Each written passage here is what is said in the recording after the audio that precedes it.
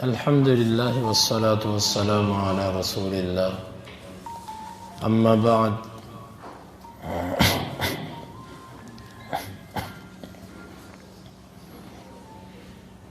باب کیف یعرض الاسلام علی الصبی، بچے کو اسلام کی دعوت کیسے دی جائے گی، اس پر اسلام کیسے پیش کیا جائے گا۔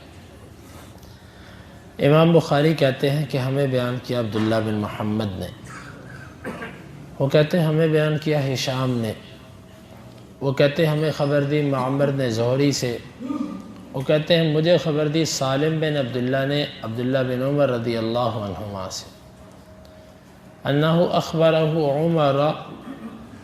اخبرہ ان عمر انطلق فی رہط من اصحاب النبی صلی اللہ علیہ وسلم، کہ اس عبداللہ بن عمر کو عمر رضی اللہ عنہ نے خبر دی کہ وہ اس قافلے کے اندر جو اللہ کے نبی صلی اللہ علیہ وسلم کے صحابہ کا تھا وہ گئے، قبل ابن سیاد کی طرف، حتی وجدہ یلعب مع الغلمان عند اتم بنی مغالہ تھا، یہاں تک کہ وہ ابن سیاد بچوں کے ساتھ کھیل رہا تھا بنو مغالہ کے ٹیلوں کے پاس۔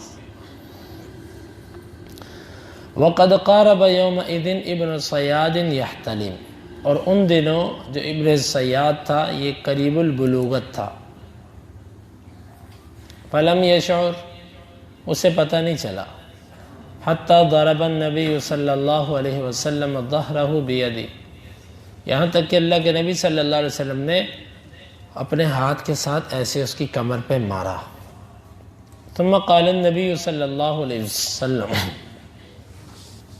پھر اللہ کے نبی صلی اللہ علیہ وسلم نے فرمایا اتشہد انی رسول اللہ، کیا تو گواہی دیتا کہ میں اللہ کا رسول ہوں؟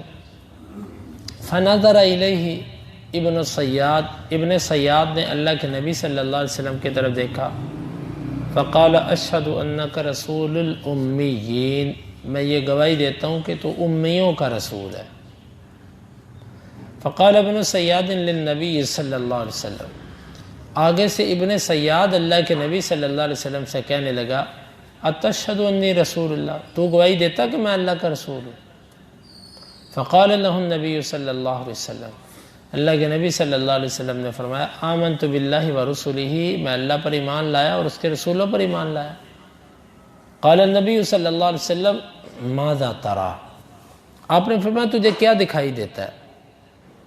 قال ابن سیاد کہتا ہے یأتینی صادق و کاذب، میرے پاس سچا بھی آتا ہے اور جھوٹا بھی آتا ہے۔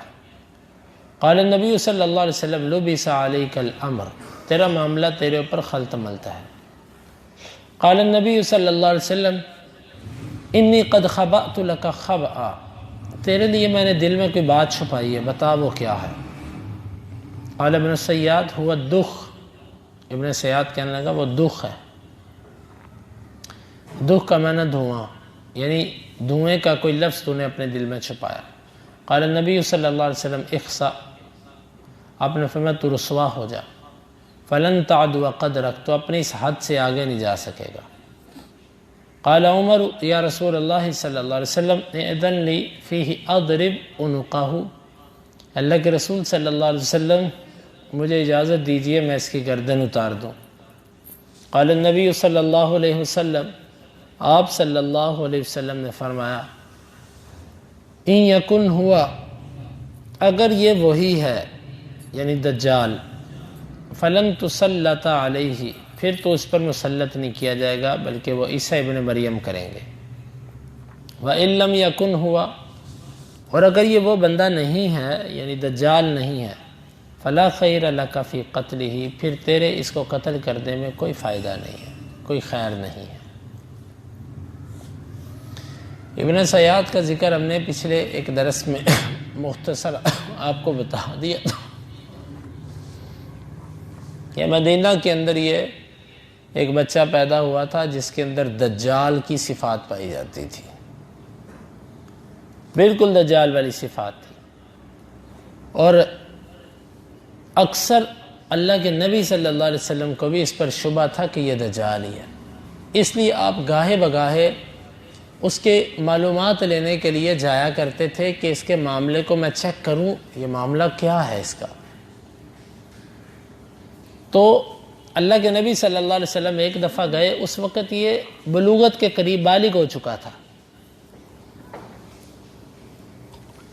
آپ نے اس کو اسلام کی دعوت دی۔ آپ نے فرمایا کہ تم گواہی دیتے ہو کہ میں اللہ کا رسول ہوں؟ کہتا ہے کہ تو امیوں کا رسول ہے، یعنی ان پڑھ لوگوں کا تو رسول ہے، بس اتنی گواہی دیتا ہوں۔ پھر آگے سے اللہ کے نبی صلی اللہ علیہ وسلم کو کہنے لگا کہ تو گواہی دیتا کہ میں اللہ کا رسول۔ اب یہاں پر اللہ کے نبی صلی اللہ علیہ وسلم کے الفاظ نوٹ کیجئے، کتنے محتاط لفظ بولے آپ نے فرمایا کہ میں اللہ اور اس کے جو رسول ہیں ان پر میں ایمان لایا ہوں، یعنی تو اللہ کا رسول نہیں ہے، اور جو اللہ کے رسول ہیں ان پر میرا ایمان ہے۔ پھر آگے سے اللہ کے نبی صلی اللہ علیہ وسلم نے اس سے پوچھا تجھے نظر کیا آتا ہے؟ کہتا ہے کہ میرے پاس سچا بھی آتا ہے اور جھوٹا بھی آتا ہے، یعنی جو مجھے باتیں بتائی جاتی ہیں وہ سچ بھی ہوتی ہیں اور کبھی جھوٹ بھی ہوتی ہیں۔ پھر آپ نے فرمایا کہ میں نے اپنے دل میں کوئی بات تیرے لیے چھپائی ہے، بتاؤ وہ کیا ہے؟ یہ کہنے لگا کہ آپ نے اپنے دل میں دکھ چھپایا۔ حدیث کے اندر آتا ہے کہ آپ نے دخان کا لفظ اپنے دل میں چھپایا تھا، دخان، جس طرح سورۃ الدخان ہے، دخان کا معنی ہوتا ہے دھواں، تو یہ پورا لفظ نہیں بتا سکا، کہتا ہے الدخ۔ اللہ کے نبی صلی اللہ علیہ وسلم سمجھ گئے کہ یہ وہی معاملہ کہ جو شیاطین ایک دوسرے پہ کھڑے ہو کے سیڑھی بنا کے آسمان تک جاتے ہیں، اور آسمان سے وہ ایک لفظ آدھا کلمہ سنتے ہیں، پھر ستارے جو ہیں وہ ان کے پیچھے شہاب ثاقب پڑتا ہے، اور وہ جلدی سے بھاگتے ہیں، اور وہ آ کر اپنے ساتھی کو اتنی بات بتا دیتے ہیں جتنی انہوں نے سنی ہوتی ہے، اور پھر وہ باقی اس میں جھوٹ زائد کر کے لوگوں میں پھیلاتا ہے۔ اب یہاں سے کیا بات سمجھ آتی ہے کہ دل کے اندر اللہ کے نبی صلی اللہ علیہ وسلم نے کوئی بات چھپائی ہے، ابھی اس کو زبان پر نہیں لائے، تو یہ اس کی آدھی پچدی بات کو سمجھ گیا۔ تو اس سے اہل علم یہ کہتے ہیں کہ فتنے کے طور پہ، آزمائش کے طور پہ بعض دفعہ ایسے ہوتا ہے کہ انسان جس چیز کو سوچتا ہے، سوچ لیتا ہے اور اس کو دل کے اندر انسان رکھتا ہے، تو بعض دفعہ یہ شیاطین اللہ تعالیٰ کی کتاب میں یہ سب چیزیں لکھی ہوتی ہیں، اس نسبت سے یہ کچھ نہ کچھ چیزیں جان جاتے ہیں۔ اس لیے جب کبھی بھی ان شیاطین سے گفتگو ہو، ان کے ساتھ مستقبل کی بات کریں، ماضی کی بات نہ کریں، کیونکہ اللہ کے نبی صلی اللہ علیہ وسلم سوچ چکے تھے۔ آپ نے فرمایا میں نے کیا سوچا ہے، ماضی ہو چکا تھا۔ یہ جب بھی آپ کو خبر دیں گے ماضی کی دیں گے، یہ مستقبل کی نہیں دے سکتے۔ کیوں؟ مستقبل جب تک کوئی کام ہوتا نہیں ان کو پتہ نہیں چلتا، جب ہوتا ہے تو ان کو پتہ چل جاتا ہے، چاہے وہ ظاہری ہو چاہے وہ چھپ کرو۔ تو آپ صلی اللہ علیہ وسلم نے فرمایا میں نے تیرے لیے کیا چھپایا؟ تو یہ کہنے لگا الدخ۔ آپ صلی اللہ علیہ وسلم نے فرمایا اخسا فلن تعدو قدرک، تو رسوا ہو جا، تیری حد اتنی تھی، اس سے آگے نہیں تو جا سکتا، اس سے زیادہ تو کچھ نہیں بتا سکتا، تو دکھ ہی بتا سکتا، دخان کا پورا کلمہ بھی نہیں بول سکتا۔ اصل ہوتا بھی ایسے ہی ہے، یہ جتنے شیاطین ہوتے ہیں یہ آپ کو پوری بات نہیں بتاتے، آپ کو تھوڑا سا ٹچ دیتے ہیں، آپ اسی وقت حواس باختہ ہو جاتے ہیں، یہ تو واقعی ایسے تھا۔ پھر وہ کہتا ہے ہاں کیسے ہے، پھر بات پوری آپ کرتے ہو، وہ نہیں کرتا۔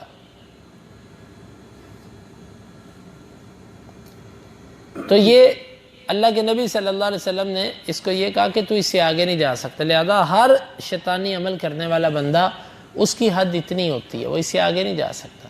وہ آپ کو مستقبل کے بارے میں کبھی بھی نہیں بتا سکتا کہ کل یا 1 منٹ بعد میں تیرے ساتھ کیا کروں گا، وہ یہ بتا ہی نہیں سکتا۔